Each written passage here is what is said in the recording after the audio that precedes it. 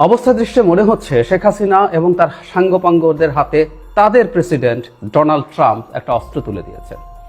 হ্যাঁ, ডোনাল্ড ট্রাম্পকে তারা এখন প্রেসিডেন্ট মানেন বলেই মনে হয়। তাদের একজন প্রধানমন্ত্রী আছে, নরেন্দ্র মোদী, একটা প্রেসিডেন্টও তারা সাম্প্রতিক সময়ে পেয়েছেন, এবং এই প্রধানমন্ত্রী এবং প্রেসিডেন্ট মিলে ডক্টর ইউনূসের সরকারকে ঝেঁটিয়ে বিদায় করবেন বা ভবিষ্যতের সরকারকে ঝেঁটিয়ে বিদায় করে তারা দেশে ক্ষমতা দখল করবেন, এসব খোয়াব টোয়াব দেখছেন। যাই হোক, ডোনাল্ড ট্রাম্প বাংলাদেশে গণতন্ত্র শক্তিশালীকরণের নামে একটা ফান্ড নিয়ে কিছু মন্তব্য করেছেন, সেটা নিয়ে মনে হচ্ছে তাদের বিরাট ঈদ ঈদ লাগছে। আমি দেখছি অনেকেই ফেসবুকে লিখছে, ওকে তাকে ট্যাগ করছে, তাকে প্রশ্ন করছে। $29 মিলিয়ন, যেটা টাকার অঙ্কে 350 কোটি টাকার মতো, সেটা কে কত পেলো। ইভেন আমি আমার মন্তব্যেও দেখছি আমি কিছু পেয়েছি কিনা, পেলে কত পেয়েছি, কেউ খুব কনফিডেন্টলি বলছেন পেয়েছি, কত পেয়েছি, ইত্যাদি ইত্যাদি। একটা জিনিস আমরা আগে, মানে এই অ্যানালিসিসে ঢোকার আগে একটা প্রশ্ন যদি আমরা করে রাখি, আচ্ছা, আমেরিকা যদি টাকা খরচ করে শেখ হাসিনা সরকারকে পতনের জন্য সাহায্য করে থাকে, যে মুভমেন্ট আছে সেটাকে এনার্জাইজ করতে চায়, কার আপত্তি ছিল শেখ হাসিনা এবং তার হালুয়া রুটি খাওয়া লোকদের বাইরে? কারো কোনো আপত্তি ছিল না। কারণ আমেরিকা যখন নানান পদক্ষেপ নিচ্ছিল 2022-এর শেষ থেকে, র্যাবের পরে স্যাংশন, এরপর ভিসা পলিসি ঘোষণা সহ নানান রকম চাপ তারা তৈরি করছিল বিভিন্ন সময়, বিভিন্ন পর্যায়ে, প্রত্যেকে দ্ব্যর্থহীনভাবে সমর্থন করেছে শেখ হাসিনার হালুয়া রুটি খাওয়া লোকজন ছাড়া। তো সুতরাং এটা বলে তারা কি অর্জন করছে আমি আসলে জানি না। যাই হোক, তারপরও ট্রাম্পের এই উক্তিটা নিয়ে একটু কথা বলা দরকার। আসলে ঘটনা যেটা হয়েছে সেটা হলো, আমরা জানি যে ট্রাম্প একটা নতুন এক্সিকিউটিভ অর্ডার দিয়ে একটা প্রতিষ্ঠান তৈরি করেছেন, DOGE। এই প্রতিষ্ঠানের সিইও জনাব এলন মাস্ককে নিয়োগ করেছেন। সিইও না, ঠিক ইনফ্যাক্ট ডিরেক্টর, উনি দায়িত্ব নিয়েছেন। তো DOGE তাদের একটা ভেরিফাইড এক্স হ্যান্ডেলে জানিয়েছিল বাংলাদেশের রাজনৈতিক পরিস্থিতি শক্তিশালী করার লক্ষ্যে নেওয়া strengthening political landscape in Bangladesh নামে $2.90 কোটি অর্থায়ন বাতিল করেছে। মানে মাস্ককে দায়িত্ব দেওয়া হয়েছে আমেরিকার ফেডারেল গভর্নমেন্টের যে এক্সপেন্স আছে সেটা হ্রাস টানা। মানে তারা একটা আলাপ করে তো ভোটে নির্বাচিত হয়েছে, তাদের যে টার্গেট ভোটার্স আছেন তাদেরকে তারা বলেছেন যে আমেরিকা সারা পৃথিবীতে এমন অনেক কিছু করে যেগুলো তার করার দরকার নেই, এগুলো করতে গিয়ে জনগণের ট্যাক্সের টাকা নষ্ট হয়, ওই টাকাটা আমরা বাঁচাবো। ফলে ডোজ যেটা করছে, আমাদের মনে আছে নিশ্চয়ই, USAIDর ফান্ডিং পুরো বন্ধ করে দিয়েছিল। এখনো আসলে সারা পৃথিবীতে বিভিন্ন জায়গায় USAIDর যে ফান্ডিং আছে সেটা নিয়ে খুবই নানান রকম ক্রাইসিস হয়েছে। বাংলাদেশে অন্তত 10,000 মানুষ চাকরি হারিয়েছে, যারা বিভিন্ন USAID ফান্ডেড বিভিন্ন প্রজেক্টে অন্যান্য NGOর হয়ে কাজ করতেন। তো তারা দেখাচ্ছেন যে তারা প্রচুর খরচ বাঁচাচ্ছেন এবং তোমার ট্যাক্সের টাকা তোমার কাছে রাখছি, তোমার জীবন আমি অনেক সমৃদ্ধ করে তুলবো। এটা হচ্ছে তার মানে তার যে ক্যাম্পেইন ছিল সেটার এক ধরনের, তারা এটাকে মিট করছে, তারা তাদের ক্যাম্পেইনের যে ছিল, প্রতিশ্রুতি ছিল। ডোনাল্ড ট্রাম্প এরপর এই বিষয় নিয়ে কথা বলেছেন। তিনি বলেন, বাংলাদেশের সার্বিক রাজনীতি শক্তিশালী করতে $29 মিলিয়ন এমন এক সংস্থার কাছে গেছে যে সংস্থার নাম কেউ শোনেননি। তিনি বলেন, ছোট একটি সংস্থা এখান থেকে $10,000, সেখান থেকে $10,000 পায়, সেখানে যুক্তরাষ্ট্র সরকারের কাছ থেকে পেয়েছে $29 মিলিয়ন, যেটা খুব ভয়ঙ্কর সেটা বলছেন। সেই সংস্থায় মাত্র 2 জন কাজ করেন উল্লেখ করে ট্রাম্প বলেন, আমি মনে করি তারা 2 কর্মী দারুণ খুশি, তারা খুব ধনী, শিগগির ভালো বিজনেস সাময়িকীতে তারা স্থান পাবে বড় প্রতারণার জন্য। তার মানে যে 2 জন গেছে তারা টাকাটা তারাই খেয়ে ফেলেছেন। ট্রাম্পের আসলে বক্তব্যটা এই ধরনের। এছাড়া তিনি ভারত সম্পর্কে বলেছেন, $21 মিলিয়ন দেওয়া হচ্ছে আমার বন্ধু প্রধানমন্ত্রী নরেন্দ্র মোদীর ভারতকে ভোটার উপস্থিতি বৃদ্ধির জন্য। উনি ফান করে বলছেন, আমাদের কি হবে, আমরাও তো চাই ভোটার উপস্থিতি বাড়ুক, মানে আমরা তো টাকা পাচ্ছি না, ভারতকে কেন দেবো। স্টুপিডের মতো কথা, একটা ডেমাগগ যেভাবে কথা বলেন উনি তাই বলছেন। এছাড়া নেপাল টাকা পেয়েছে $29 মিলিয়ন 2টি প্রকল্পের জন্য, এরকম সার্বিয়া, মলদোভা সহ কয়েকটা দেশের কথা বলছেন। তার মানে আসলে তারা যেটা বলছেন, দেখাতে চাইছেন যে বাংলাদেশে ডেমোক্রেসি স্ট্রেংথেনিং এর জন্য যে টাকা দেওয়া হতো সেটা তারা দিচ্ছেন না, এবং আরও বেশি তাচ্ছিল্য, 2টি মানুষ কাজ করে এরকম প্রতিষ্ঠান, কেউ নাম জানে না। আচ্ছা, আমরা প্রথম ডেমোক্রেসির আলোচনায় পরে আসি। প্রথম যে কথাটা দরকার সেটা হচ্ছে, আমরা কি এই যে 2 জন সদস্য এসব কতটুকু রিলাই করব।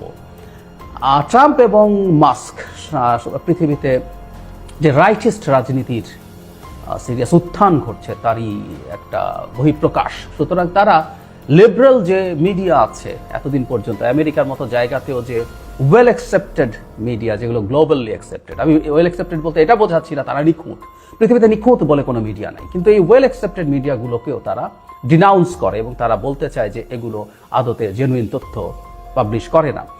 বিখ্যাত গত টার্মে ডোনাল্ড ট্রাম্প সবার সামনে একটা সাংবাদিক সম্মেলনে সিএনএনকে ফেক নিউজ বলে সবার সামনে অপদস্থ করতে চেয়েছেন।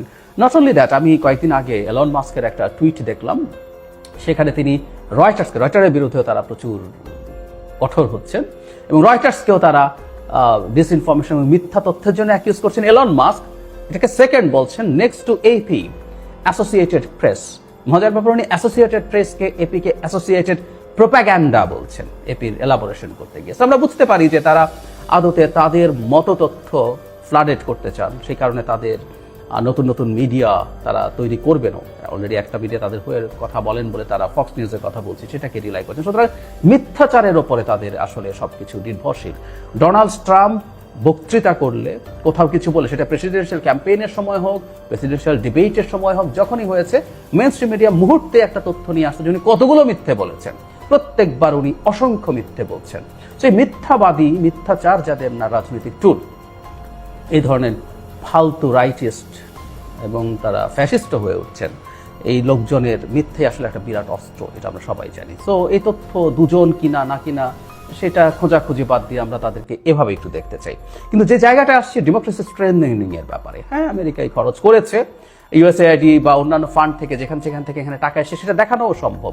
এখন এটাকে আমাদের কাছে যেটা আমাদের বুঝতে হবে সেটা হচ্ছে এই যে সো-কল্ড স্ট্রেংথেনিং ডেমোক্রেসি, এটা আমেরিকার চ্যারিটি না, বহুদিন বলেছি। বিশেষ করে 2022 সালের শেষে যখন র্যাবকে স্যাংশন দেওয়া হয়, তারপর যখন ভিসা পলিসি, আমি প্রচুর আমার এই চ্যানেলে কথা বলেছি, টকশোতে কথা বলেছি, সেটা হলো আমেরিকা এখন লিবারেল ডেমোক্রেসিকে তারা চায় যে এটা আপহোল্ড করুক, এটা স্প্রেড করুক, এটা স্ট্রেংথেন হোক। কারণ তারা দেখেছে, এটা সবাই জানি যে আমরা লিবারেল ডেমোক্রেসির সাথে একজন ইললিবারেল ডেমোক্রেসিও আছে এখন, উল্টোভাবে বলতে গেলে।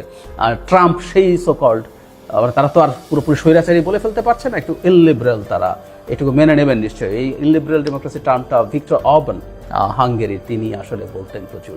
সো লিবারেল ডেমোক্রেসির সাথে বিল্ট ইন হচ্ছে হিউম্যান রাইটস, বিল্ট ইন হচ্ছে ফ্রিডম অফ এক্সপ্রেশনস। সো এগুলো যখন থাকে তখন যেটা দাঁড়ায়, ওই যেসব দেশ এই জিনিসগুলোর বাইরে দাঁড়াতে চায়, বাইরে যেতে চায়, তারা তখন এই জিনিসটাকে ঠিকঠাক মতো করতে পারে না।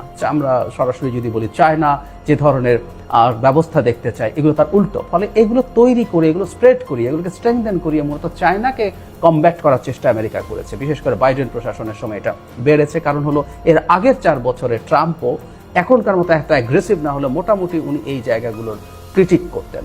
ফলে এই ডেমোক্রেসি ডেভেলপ করানোর চেষ্টা, লিবারেল ডেমোক্রেসি ডেভেলপ করানোর চেষ্টা আমেরিকার কোনো লুকোছাপার বিষয় না। সুতরাং যে ফান্ড এসছে, সেই ফান্ড তো দুজন খেয়ে ফেলেছে, এটা ট্রাম্প তার পপুলিস্ট অ্যাটিটিউডে বলছে। কিন্তু এই টাকাগুলো বিভিন্ন জায়গায় গেছে, বিভিন্ন প্রতিষ্ঠানের কাছে গেছে, যারা আসলে এই রিলেটেড কাজ করেছে।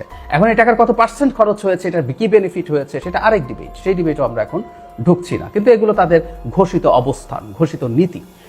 আমি আগে বহুবার বলেছি যে ইভেন 70s 80s আমেরিকা তার স্বার্থের জন্য ডিক্টেটরদেরকে আসলে প্রমোট করতো। কারণ তারা দেখেছে লিবারেল ডেমোক্রেসি যদি থাকে, তাহলে সেই লিবারেল ডেমোক্রেসিটা কমিউনিস্ট আন্দোলনকে, কারণ তখনকার স্বপ্নি ইয়াং এনার্জেটিক ব্রিলিয়ান্ট তরুণরা রীতিমতো মেসমারাইজড হয়েছিল কমিউনিজম দিয়ে, তখন কমিউনিজম মাথা চাড়া দিচ্ছে, সেটা তারা ঠেকানোর জন্য তারা ডিক্টেটর আনতো। আইয়ুব খানকে এনেছে, এই অঞ্চলকে তুমি সাইজ করে রাখো, তুমি ক্ষমতায় থাকো এবং তুমি কমিউনিস্টদের বিরুদ্ধে ক্র্যাকডাউন চালাও। এভাবেই একটার পর একটা ডিক্টেটর এই অঞ্চলে বিভিন্ন জায়গায় তারা তৈরি করেছে। মজার ব্যাপার, 90s তাদের এই প্রয়োজন ফুরিয়ে গেছে, কারণ সোভিয়েত ইউনিয়নের পতন হয়েছে এবং আমরা তখন দেখব পৃথিবীর বিভিন্ন দেশে ডিক্টেটরদের পতন হয়েছে এবং ওই সময় ডেমোক্রেসির একটা বিরাট জোয়ার দেখা গিয়েছিল। এই যে আর্লি 90s থেকে প্রায় 10 বছরের মতো এই যে হান্টিংটনসের যে ওয়েভ অফ ডেমোক্রেসি বলে, ওটার যে হাই টাইডটা ছিল ওর সময় কিন্তু একটা সিগনিফিক্যান্ট, এটা কারণ সেটা সেই আমেরিকায় তার স্বার্থ যখন এরকম ছিল, তখন এখন যখন এরকম আছে তখন এটাই করবে, আমেরিকা তার স্বার্থে করবে। বহুবার বলেছে আমাদের সুবিধা হচ্ছে তার স্বার্থ আর আমার স্বার্থ যেখানে একসাথে কাজ করে, তাই আমেরিকার যে কোনো চেষ্টা আমাদের ডেমোক্রেসিকে স্ট্রেংথেন করার জন্য সেটা আমরা সমর্থন করেছি। শেখ হাসিনা এইভাবে ক্ষমতায় থাকুক আমেরিকা চায় নাই, আমরাও চাই নাই। সো এটা মিলে গেছে। আমেরিকার ওই জিনিসগুলো আমাদের নিজস্ব চেষ্টা, আমাদের নিজস্ব মুভমেন্টকে স্ট্রেংথেন করবে, মানে তারা ক্যাটালাইজ করবে, সেই জন্য আমরা সেটাকে ওয়েলকাম করেছি। কোনোদিন মনে করি নাই যে আমেরিকায় সরকার ফেলে দেবে, আমি অন্তত মনে করিনি, বলিনি, বলেছি আমাদের সাহায্য করবে আমাদের মুভমেন্টকে, সেটাকে আমরা মানে সিরিয়াসলি এটাকে সাপোর্ট করি নেই। সুতরাং আমার জন্য ফান্ডিং আছে, এটা সমস্যার কিছু নাই। এখন যেটা হয়েছে, তারা তাদের ডোমেস্টিক ভোটারকে দেখাতে চাইছে যে দেখো আমরা এই খরচগুলো করবো না, কি দরকার আমার এগুলো করার। বিশেষ করে তার যে টার্গেট পিপল সেটা হচ্ছে white, less educated, rural Americans, তাদেরকে তারা এই জিনিসটা দেখাতে চেয়েছে, জানাতে চেয়েছে। এবং এসব যত এভাবে দেখাতে পারবে, দেখো দুজন মাত্র মানুষ আছে ওখানে গিয়ে টাকা গিয়ে ওরা খেয়ে ফেলেছে, ওদের স্ট্যান্ডার্ডেও, সাধারণ মানুষের স্ট্যান্ডার্ডেও প্রায় $3 মিলিয়ন, $30 মিলিয়ন খুব ছোট অঙ্ক না, তারা সেটা দেখিয়ে বিরাট বাহবা পেতে পারে। দেখো এভাবে আমি তোমার খরচ কমাচ্ছি, আগের যে সরকার ছিল সে এটা খরচ করতো, আমরা সেটা কমিয়ে তোমাকে ভালো রাখবো। এবং আমি মনে করি ভবিষ্যতে এই রিপাবলিকানদের রাজনীতি কিন্তু এই পথে যাবে। এটা কিন্তু আবার বলছে ট্রাম্পের কথা, এরা রিপাবলিকানরা কিন্তু এভাবে ভেবেছে নট নেসেসারিলি। IRI বলে যে প্রতিষ্ঠানের কথা USAID প্রসঙ্গে বলা হয়েছে আমেরিকাতেই, সেখানে কিন্তু বাংলাদেশে তারা কিভাবে শেখ হাসিনার বিরুদ্ধে কাজ করেছে সেটা বলেছে। এটা তো রিপাবলিকানদের অর্গানাইজেশন। এই IRI CRIর সাথে কাজ করেছে, CRI IRI কে এন্ডোর্স করছে, এরকম নিউজ আমাদের সামনে আছে। নট অনলি দ্যাট, 18 সালের নির্বাচনের আগে তারা একটা সার্ভে করে শেখ হাসিনার অ্যাপ্রুভাল রেটিং 70 বা তারও বেশি দেখাচ্ছে। আওয়ামী লীগের সমালোচনা আছে কিন্তু শেখ হাসিনার বিরাট সমর্থন আছে।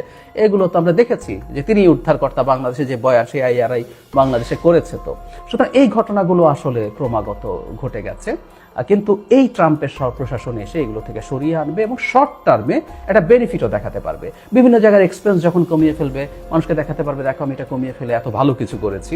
এবং আমি অনুমান করি, অনেকেও অনুমান করেন, মাস্ক পরবর্তী প্রেসিডেন্ট নির্বাচনের জন্য যেতে পারেন, কারণ ট্রাম্পের এটাই সেকেন্ড টার্ম, শেষ টার্ম। মাস্ক আসবেন এবং মাস্কও একই পথের মানুষ, এবং উনি এইভাবেই আসলে তার ভবিষ্যতে তার যে ভোটার তার মধ্যে জায়গা তৈরি করছেন। শর্ট টার্মে এটা হতেই পারে, বিভিন্ন জায়গায় যে খরচ হচ্ছে এগুলোকে ব্যয় হিসাবে দেখানো, এগুলো আসলে কোনোটা ব্যয় না, এগুলো প্রত্যেকটা আমেরিকান ইন্টারেস্ট। আমেরিকা কোনো স্টুপিড দেশ না, সে বিভিন্ন দেশে এই নামে যেসব টাকা পয়সা দিয়েছে সেটা তার হেজিমনি, তার কোনো ক্ষেত্রে কালচারাল হেজিমনির জন্য, কোনো ক্ষেত্রে আজার হেজিমনি এনশিওর করার জন্য আসলে সেই টাকা পয়সাগুলো খরচ করতে চেয়েছে, করেছে। এটার বেনিফিট লং টার্মে আসতে থাকে। এভাবেই আমেরিকা আসলে পৃথিবীকে তার ওয়ার্ল্ড অর্ডারটা নিশ্চিত করতে পেরেছে। এখন আমেরিকা সরিয়ে নিল, এগুলো খরচ কম করলো, অ্যাপারেন্টলি আমেরিকানদের কিছু সুবিধা হলো, এগুলো হতে পারে, কিন্তু লং টার্মে আসলে ভালো কিছু হবে না। কারণ আমেরিকা গ্লোবাল হেজিমনি রাখতে চেয়েছে তার আইদার স্ট্র্যাটেজিক আর ইকোনমিক ইন্টারেস্টের জন্য, দুটোর একটা। সুতরাং এই ইনভেস্টমেন্টগুলো তাকে বড় স্কেলে আবার ফেরতও দিয়েছে প্রচুর কিছু, সেই জিনিসগুলো নাই। সুতরাং ট্রাম্প তার 4 বছরের জনপ্রিয় থেকে যাবেন, এরপর ইভেন মাস্কও ইলেক্টেড হয়ে যেতে পারেন এসবের কারণে। তারপর এগুলোর প্রভাব যখন পড়তে থাকবে আর একটু লম্বা সময় পর, তখন আসলে এটার আলটিমেটলি এটা হবে। বটম লাইন হচ্ছে আমেরিকার এই ব্যয় নিয়ে আসলে আওয়ামী লীগপন্থীদের, আওয়ামী লীগের সাঙ্গপাঙ্গদের, শেখ হাসিনার, তাদের এই শোরগোল বা চেঁচামেচি, তাদের কত বিভৎস খারাপ অবস্থা সেটাই তারা প্রমাণ করে। কতটা নিরুপায় তারা ডুবন্ত না, তারা ডুবে গেছে, কিন্তু ডুবে যাওয়ার পরও তারা খড়কুটো ধরার চেষ্টা করছে। আমরা জানি যে ডুবন্ত মানুষ খড়কুটো ধরে, কিন্তু তারা ডুবে গিয়েও সেই চেষ্টা করছে। তারা এটা দিয়ে নানা রকম মানুষকে বোঝানোর চেষ্টা করছে যে এই কারণে হয়েছে। শুরুতে যেটা বলেছিলাম সেটা দিয়ে শেষ করি, আমেরিকা যদি টাকা পয়সা খরচ করে নিজেও শেখ হাসিনাকে ফেলে দিত কোনো না কোনো ফর্মে, এই দেশের মানুষ সেটার পক্ষে থাকতো, কোনো রকম যদি কিন্তু ছাড়া।